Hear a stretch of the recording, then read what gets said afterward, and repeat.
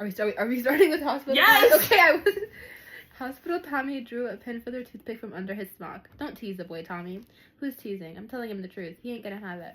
Neither of them are gonna have it. And I'll tell you something else you're not gonna have. You're not gonna have no private coach with four red velvet chairs that swivel around in one place whenever you want them to.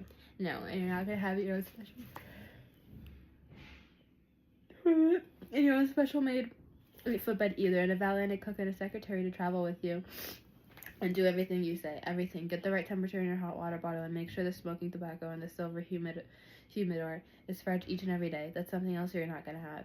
You ever have $5,000 of cold cash money in your pocket and walk into a bank and tell the bankman you want such and such a house on such and such a street, and he'll sell it to you right then? Well, you won't ever have it, and you're not going to have a governor's mansion or 8,000 acres of timber to sell.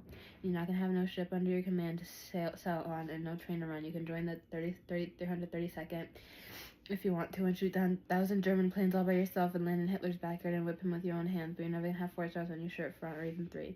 You're not going to have no breakfast tray brought in too early in the morning with a red rose on it and 2 warm croissants and a cup of hot chocolate. Nope, never. And no pheasant burned in a coconut leaves for 20 days and stuffed with wild rice and cooked over a wood fire so tender and delicate it makes you cry, and no Rothschild 29 or even Bujolius to go with it. A few minutes passed by to stop listening to Tommy's lecture. What's going on? They asked Hospital Tommy. Father refused them a beer, he said. The men laughed. And no baked Alaska, railroad Tommy went on. None. You're never gonna have that. No baked Alaska? Guitar opened his eyes wide with horror and grabbed his throat. You're breaking my heart. Well, now, that's something you'll have. A broken heart. Railroad Tommy's eyes softened, but the merriment in them died suddenly. And folly, a whole lot of folly. You can count on it. Mr. Tommy, Guitar sang in mock humility. We just wanted a bottle of beer is all. Yeah, well, welcome aboard. What to baked Alaska? They left the Tommy's just as they had found them and continued down 10th Street. Something sweet, answered the Guitar, a dessert. Tastes good? I don't know, I can't eat sweets. You can't? Why not? Oh, you can't? Milkman was amazed. Why not? Makes me sick. You don't like nothing sweet? Fruit, but nothing with sugar. Candy, cake, stuff like that. I don't even like to smell it if you want to throw up. Milkman searched for a physical cause. He wasn't sure he trusted anybody who didn't like sweets. You must have sugar diabetes. You don't get sugar diabetes for not eating sugar. You get that from eating too much sugar. Then what is it then? I don't know. It makes me think of dead people and white people, and I start to puke. Dead people, yeah, and white people. I don't get it. Clara said nothing, so Milkman continued. How long you been like that? Since I was little, since my father got sliced up in a sawmill, and his boss came back and gave us some candy. Divinity, a big sack of Divinity. His wife made it special for us. It's sweet Divinity. It's sweeter than syrup, real sweet, sweeter than... He stopped walking and wiped from his forehead the beads of sweat that was collecting there. His eyes paled and wavered. He spit on... Oh, sorry. His eyes paled and wavered. He spit on the sidewalk. Hold on, he whispered, and stepped into a space between a fried fish restaurant and the Lay's beauty parlor. Milkman waited on the sidewalk, staring at the curtain window of the beauty shop. Beauty shops always had the curtains or shades up. Barber shops didn't. The woman didn't want anybody in the street to be able to see them getting their hair done. They were ashamed. When Guitar emerged, his eyes were teary from the effort of the dry heaving. Come on, he said. Let's get us some weed. That's the one thing I can't have.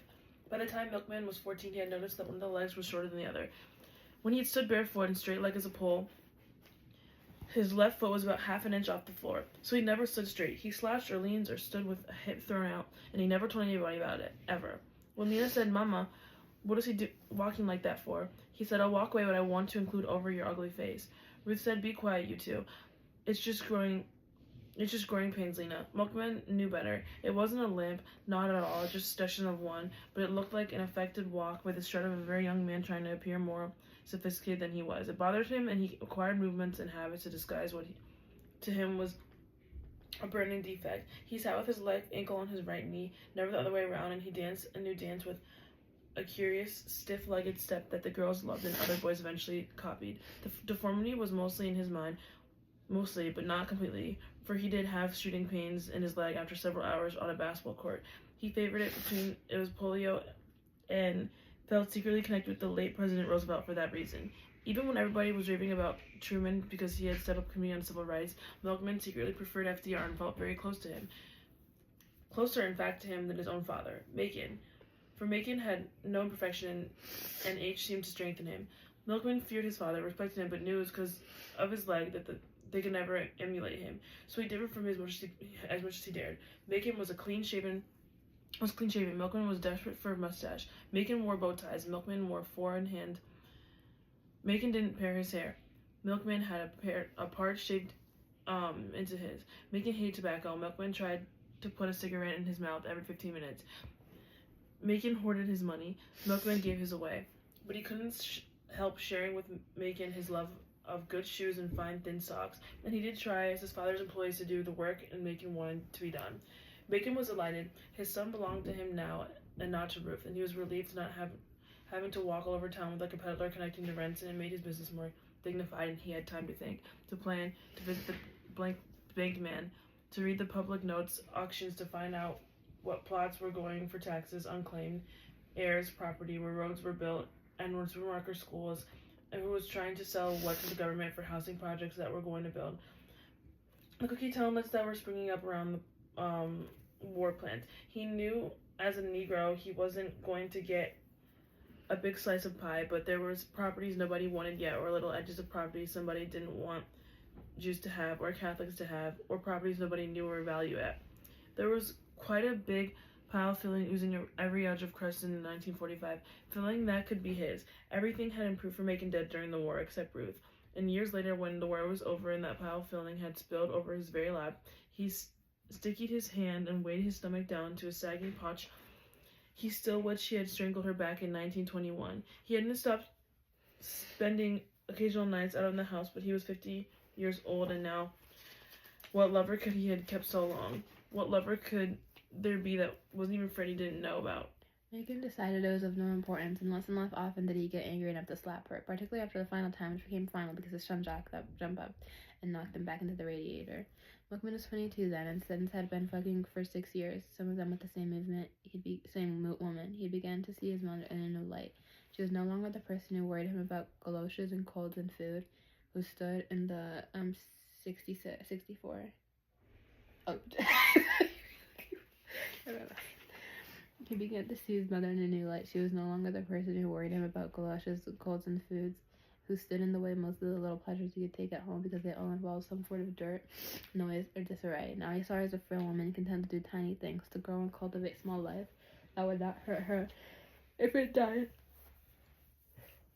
Rhododendron, goldfish, dahlias, geraniums, imperial tulips, because these little lives did die. The goldfish floated to the top of the water, and when she tapped the side of the bowl with her fingernail, they did not flash away in a lightning arc of terror. The round leaves grew wide and green when their color was in its deepest and waxiest. They suddenly surrounded it and lapped into limp, pale hearts. In the way she was jealous of death, a man inside all that grief she felt when the doctor died. There had been a little bit of pique, too, as though he had chosen a more interesting subject in life, a more provocative companion than she was, and had deliberately followed death when it beckoned. She was fierce in the presence of death, heroic even, as she was at it no other time. Its threat gave her direction, clarity, audacity. Regardless of what Macon had done, she'd always suspected that the doctor didn't have to die if he hadn't wanted to, and it may have been that suspicion of personal failure and rejection, plus a smidgen of revenge against Macon, that made her lead her husband down paths from which there was no exit to save violence. Lena thought Macon's rages unaccountable, but Corinthians began to see a plan, to see how her mother had learned to bring her husband to a point, not of power. A 9-year-old girl could slap Ruth and get away with it, but of helplessness. She would begin by describing some incident in which she was sort of an honest buffoon. It began as a piece of pleasant dinner conversation, harmless on the surface because no one at the table was required to share her embarrassment, but all were able to admire her honesty and to laugh at her ignorance. She had gone to the wedding of Mrs. Jorvik's granddaughter. Anna Jorvik was an old Hungarian woman who had been one of her father's patients. He had many working-class white patients and some middle-class white women who thought he was handsome. Anna Jorvik was convinced that the doctor had miraculously saved her son's life by not sending him to the tuberculosis sanatorium back in 1903. Almost everybody who did go to the sand, as they called it, died in it. Anna didn't know that the doctor had no practicing privileges there, just as he had none at Mercy. Nor did she know that the cure for tuberculosis in 1903 was precisely the one most detrimental to the patients. All she knew was that the doctor had prescribed a certain diet, hours of rest to be rigidly adhered to, and cod liver oil twice a day. The boy survived. It was natural that she would want the miracle doctor's daughter at the wedding of the son's youngest daughter. Ruth went, and now when the congregation went to the altar to receive the host, she went also. Kneeling there with her head bowed, she was not aware that the priest was left with the choice of placing the wafer on her hat or skipping her. He knew immediately that she was not Catholic, and she did not raise her head at his words or push on her tongue for the wafer to be carefully placed there. Corpus Domini Nostri Geo Christi, said the priest, and then to her a sharp whisper, raise your head. She looked up and saw the wafer and acolyte holding a little silver tray under it. Corpus Domini Nostri Geo Christi, Custodio de Inanimum Tuum. The priest held the house toward her and she opened her mouth. Later at the reception, the priest asked her point blank whether she was Catholic. No, I'm Methodist, she said. I see. Well, the sacraments of the church are reserved for just then. Miss Drovic interrupted him. Father, she said, I want you to meet one of my dearest friends. Dr. Foster's daughter. Her father saved Ricky's life. Ricky wouldn't be here today if... Father Pedro smiled and shook Ruth's hand. Very pleased to meet you, Miss Foster. It was a simple occurrence, elaborately told. Lena listened and experienced each phrase of her mother's emotions, from religious ecstasy to innocent confidence and to embarrassment. Corinthians listened analytically, expectantly, wondering how her mother would develop this antidote into a situation in which Macon would either lash out verbally or hit her. Macon was only half listening. Are you Catholic? He asked. Well, I was embarrassed for a minute, but then I said, no, I'm Methodist. And he started to tell me the only Catholics could take communion in Catholic Church. Well, I'd never heard of anything like that. Anybody can take communion, I thought. At our first church, anybody can come on to the first Sunday. Oh, well, before he could get it out, Anna came up and said, Father, I want you to meet one of my dearest friends, Dr. Foster's daughter. Well, the priest was all smiles then, and shook my hand and said he was very pleased and honored to make my acquaintances. So it all turned out right. But honestly, I don't know. I went up there as innocent as a lamb. You don't know that only Catholics take communion in a Catholic church? Macon then asked her, his tone making it clear that he didn't believe her. No, Macon, how would I know? You see them put up their own school, keep their kids out of public schools, and you think that their religious stuff is open to anybody who wants to drop in? Communion is communion. You're a silly woman. Father Pedro didn't think so. You made a fool of yourself. Miss Drovork didn't think so. She was just trying to keep the wedding going. Keep you from fucking up. Macon, please don't use that language in front of the children. What goddamn children? Everybody in here is old enough to vote. There is no call for an argument. You make a fool of yourself in a Catholic church. Embarrass everybody in the reception and come to the table to gloat about how wonderful you were? Macon, as if they're lying, saying you didn't know any better? Anna Joverk wasn't the least bit. Anna Joverk doesn't know your name. She called you Dr. Foster's daughter. I bet you $100 she doesn't know your name. By yourself ain't nobody. You your daddy's daughter. That's so, said Ruth in a thin but steady voice. I certainly am my daddy's daughter. She smiled. Megan didn't wait to put his fork down. He dropped it on the table while his hand on his way across the bread plate, becoming the fist he smashed into her jaw. Milkman hadn't planned any of it, but he had to know that one day after Megan hit her, he'd see his mother's hand cover her lips as he searched with her tongue for any broken teeth, and discovering none, tried to adjust the partial plate in her mouth without anyone noticing, and that on that day he would not be able to stand it. Before his father could draw his hand back, Milkman had yanked him by the back of his coat collar, up out of his chair, and knocked him to the radiator. The window shape flapped and rolled itself up. You touch her again one more time and I'll kill you. Macon was shocked at being assaulted. He could not speak. He had to come to believe, after years of creating respect and fear wherever he put his foot down, after years of being the tallest man in every gathering, that he was impregnable. Now he crept along the wall, looking at a man who was tall as he was and 40 years younger. Just as the father brimmed with contradictory feelings as he crept along the wall, humiliation, anger, and grudging feeling of pride in his son, so the son felt his own contradictions. There was the pain and shame of seeing his father crumple before any man, even himself, and shame and sorrow in discovering that the pyramid was not a 5,000-year wonder of the civilized world, mysteriously and permanently constructed by generation after generation of hardy men who had died in order to perfect it, but that it had been in the back room at Sears by a clever window dresser of papier-mâché, guaranteed to last for a mere lifetime. He also felt glee, a snorting, horse-galloping glee as old as desire. He had won something and lost something in the same instant, infinite possibilities and enormous responsibilities stretched out before him, but he was not prepared to take advantage of the former, accept the burden of the latter. So he cock-walked around the table and asked his mother, "Are you all right?" She was looking at her fingernails. "Yes, I'm fine." "Yes, I'm fine." Milkman looked at his sisters. He had never been able to really distinguish them or their roles from his mother. They were in their early teens when he was born. They were 35 and 36 now, but since Ruth was only 16 years older than Lena, all three had always looked the same age to him. Now when he met his sister eyes over the table, they returned to him a look of hatred so fresh, so new, it startled him. Their pale eyes no longer appeared to blur into their even paler skin. It seemed to him as though charcoal lines had been drawn around their eyes, that 2 drag lines had been smudged down their cheeks, and their rosy lips were swollen in hatred so full a sweat had burst through. Milkman had to blink twice before their faces returned to the vaguely alarmed blandness he was accustomed to. Quickly he left the room, realizing there was no one to thank him or abuse him. His action was his alone. It would change nothing between his parents. It would change nothing inside them. He had knocked his father down, and perhaps there were some new positions on the chessboard, but the game would go on. Sleeping with Hagar made him generous, or so he thought, wide-spirited, or so he imagined, wide-spirited and generous enough to defend his mother, whom he also never thought about, and to deck his father, whom he both feared and loved. Back in his bedroom, Milkman fiddled with things on his dresser. There were a pair of silver-backed brushes his mother had given him when he was 16, engraved with his initials. The abbreviated degree designation of a doctor. He and his mother had joked about it. She hinted strongly that he ought to consider going to medical school. He foisted her off with the "how would that look? MD, MD. If you were sick, would you go see a man called Dr. Dead?" She laughed, but reminded him that his middle name was Foster. Couldn't he use Foster as his last name? Dr. Macon Foster? Didn't that sound fine? He had to admit that it did. The silverback brushes were a constant reminder of what her wishes for him were. That he would not stop his education at high school, but go to college and medical school. She had as little respect for her husband's work as Macon had for college graduates. To Milkman's father, college was his time spent in idleness, far away from the business of life, which was learning to own things. He was eager for his daughters to go to college where they could find suitable husbands, and 1 Corinthians did go. But it was pointless for Milkman, particularly since his son's presence was a real help to him in the office. So much they had been able to get his bank friends to speak to some of their friends and get his son moved out of 1A draft classification and into a necessary to support family status. Milkman stood before his mirror and glanced in the low light of the wall lamp at his reflection. He was as usual unimpressed with what he saw. He had a fine enough face, as woman complimented on, a firm jawline, splendid teeth.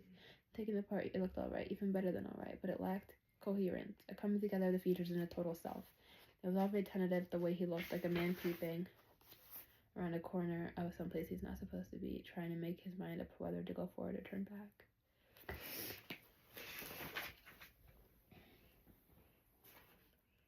The decision he made would be extremely important, but the way in which he made the decision would be careless, haphazard, and uninformed. Sitting there in the lamplight, trying not to think of how his father had looked creeping along the wall, he heard of a knock at the door.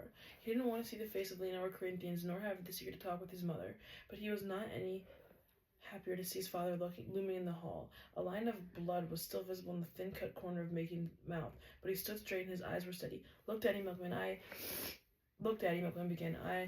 Don't say anything, Macon said, pushing him past. Sit down. Milkman moved toward the bed. Look here, let's try to forget this. If you promise, I told you to sit down. And down is what I meant. Macon's voice was low, but his face looked like Pilate's. He closed the door. You a big man now, but big ain't nearly enough. You have to become a whole man, and if you want to be the whole man, you have to deal with the whole truth. You don't have to do this, you don't need to know anything between you and Mama. I don't need to know anything between you and Mama. I do have to do it, and you need to know. If you're in the business of raising your fist at a father, you need to be able to have some intelligence behind your fist the next time you throw it. Nothing. I'm just about to say the information of apologizing or excuse. It's just information. I married your mother in 1917. She was 16. Living alone with her father, I can't tell you I was in love with her. People didn't require that much as they do now. Folks were expected to be civilized with one another and honest and clear, and you relied on people being what they said they were, because there was no other way to survive. The important thing when you took your wife was that 2 of you agreed on what was important. Your mother's father never liked me, and I have to say I was very disappointed in him. He was about the biggest Negro in the city, not the richest but the most respected, but a bigger hypocrite never liked. He kept all of his money in 4 different banks, always calm and dignified. I thought he was naturally that way until I found out he sniffed ether. Negroes in this town worshipped him. He didn't give a damn about them and called them cannibals. He delivered both your sisters himself, and each time he was interested in the color of their skin, he would have disowned you. I didn't like the notion of being his own daughter's doctor, especially since she was also my wife. Mercy wouldn't take color then. Anyway, Ruth wouldn't go to any other doctor. I tried to get a midwife for her, but the doctor said the midwives were dirty. I told midwife delivered me, and if a midwife was good enough for my mother, a midwife was good enough for his daughter. Well, we had some other words between us about that, and I ended up telling him that nothing could be nastier than a father delivering his own daughter's baby. That's damped him. We had very little to say after that, but they did anyways. Both Lena and Corinthians. They let me do the naming and picked out by picking a word blind, but that was all. Your sisters are just a little over a year apart, you know, and both times they were there, she had her legs wide open, and he was there. I know he was a doctor, and doctors not supposed to be bothered by things like that, but he was a man before he was a doctor. I knew when they gained up on me forever that the both of them, no matter what I did, they managed to have things their way. They made sure I remembered those whose house I was in, where the china came from, and how he sent to England for the Waterford bowl, and again for the table to be put in. The table was so big that to take it apart, you had to take it apart to get through the door. He was always bragging about how he was the second man in the city to have a 2-horse carriage. Where did I come from? The farm we had, there was nothing to them, and what I was trying to do, they didn't have any interest in that. Buying shacks in Shack Town, they called it. Shack Town, that's the way he'd greet me in the evenings, but it wasn't that. I could have put up with that because I knew what I wanted and pretty much how to get it, so I could put up with that. Did put up with it. It was something else, something I couldn't put my finger on. I tried to get him to spend some of the money out of those 4 blank swans. Some track land was going for a lot of money, railroad money. Erie Lackawarm was buying. I had a good hunch where the track would be laid. I walked all around over there, the shore road, the docks, the fork in Route 6 and 2. I figured out just where the tracks would have to go and found land I could have gotten cheap and sold back to railroad agents. He wouldn't lend me a dime. If he had, he would have died a rich man instead of a fair to middling one, and I would have been way ahead. I asked your mother to talk him into it. I told her exactly where the area was headed. She said it had to be his decision. She couldn't influence him. She told me her husband died. I began to wonder who she was married to, me or him. Well, he took sick. Megan stopped as though the mention of illness reminded him of his own frailty and pulled a large white handkerchief out of his pocket. Gingerly, he pressed it against the thin cut on his lip. He looked at the faint stain it made on his handkerchief, all that ether. He said it must have gotten in his blood. I had another name for it, but I know it was that either. Ether. He just lay down and started swelling up. His body did. His legs and arms just wasted away. He couldn't see patients anymore, and for the first time in his life, the pompous donkey found out what it was like to be sick and pay another doctor to make you well. One of them doctors, the one that was taking care of him, one of the same ones wouldn't let him set foot in their hospital, and who, if he had delivered their daughter's wife or baby, had even thought of it, would have run him out there on a rail. One of them, the ones he thought worth his attention. Well, he came in here with some magic potion, Radiathor, and told him it would cure him. Ruth was all excited, and for a few days he was better. Then he got sicker. Couldn't move. Holes were forming in his scalp. And he just lay there in that bed where your mother still sleeps, and then he died there. Helpless, rat.